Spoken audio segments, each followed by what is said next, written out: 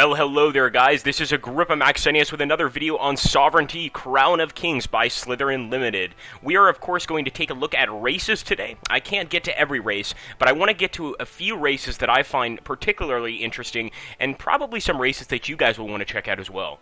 The Orcs.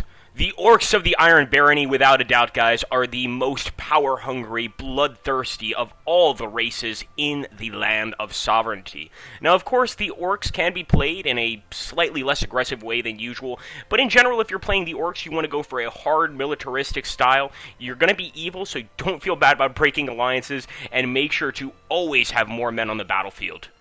Now, perhaps some of you are not that interested in actually fighting. Perhaps you don't actually want to go to war all the time.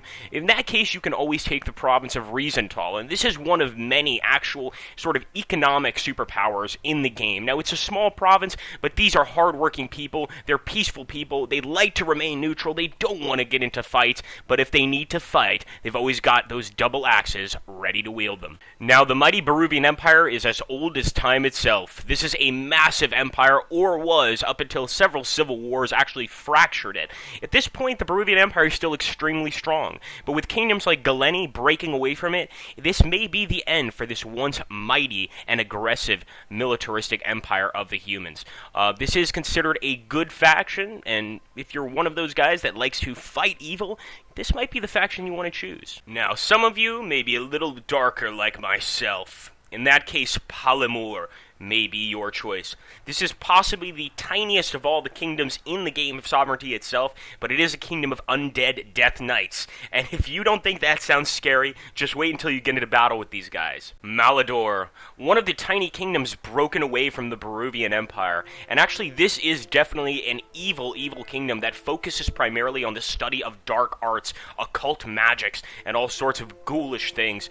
This is another great choice for people interested in an evil faction, although you're going to have to deal with the Baruvian Empire to your west, and that could be a major problem. The High Elves of Sonnenave.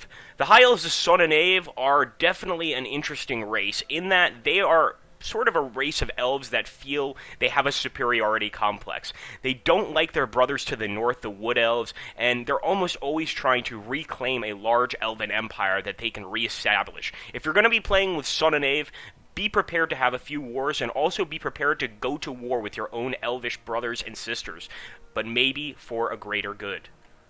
The Brave Dwarves of Corvillad. Guys, these are my favorite dwarves in the game.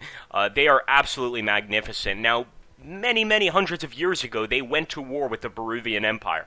And when you see the size of this tiny area, you're very surprised that these men were actually able to hold off the Baruvian Empire in battle and establish themselves as their very own kingdom. This is a militaristic, aggressive empire very close to the Iron Barony and also close to the Baruvian Empire. However, they are exceptional fighters. So if you're going to take some dwarves, this might be a good choice. Of course, like I said, the uncertainty of this particular campaign is fairly high because of the tiny size of their actual nation. However, these are brave men and women, and they're ready to lay down their lives for their king. Now, unlike their high elf cousins, the Wood Elves of Ivanwood are a little bit different. They have no interest in world diplomacy or anything of that nature. They want to stay by their quiet rivers, their beautiful sunsets, in their nice dark forests, and live peacefully.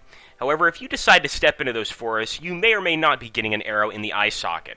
Obviously, if you're going to be playing with Wood Elves, you want to be careful. You don't want to declare war on just anybody, and you want to really enjoy the style of Wood Elves, which is primarily ranged combat, but they also have a tremendous amount of magical spells that can really turn the tide of a battle. Now, here's a race you don't see very often in fantasy games. The Giants of Cloudfels.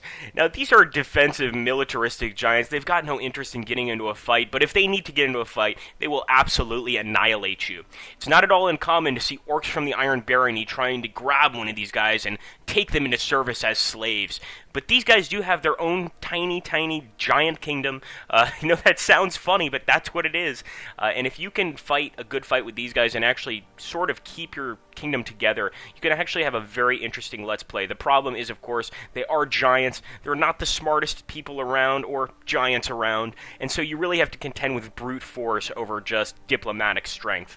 Now, of course, as you guys could imagine, these are only a few of the races available in the actual game itself. So for those of you that are interested in seeing the rest of them, make sure to pick up Sovereignty, pick up the early access. Let's get playing. I really think you guys are going to be interested in finding out just what else you can do in this game.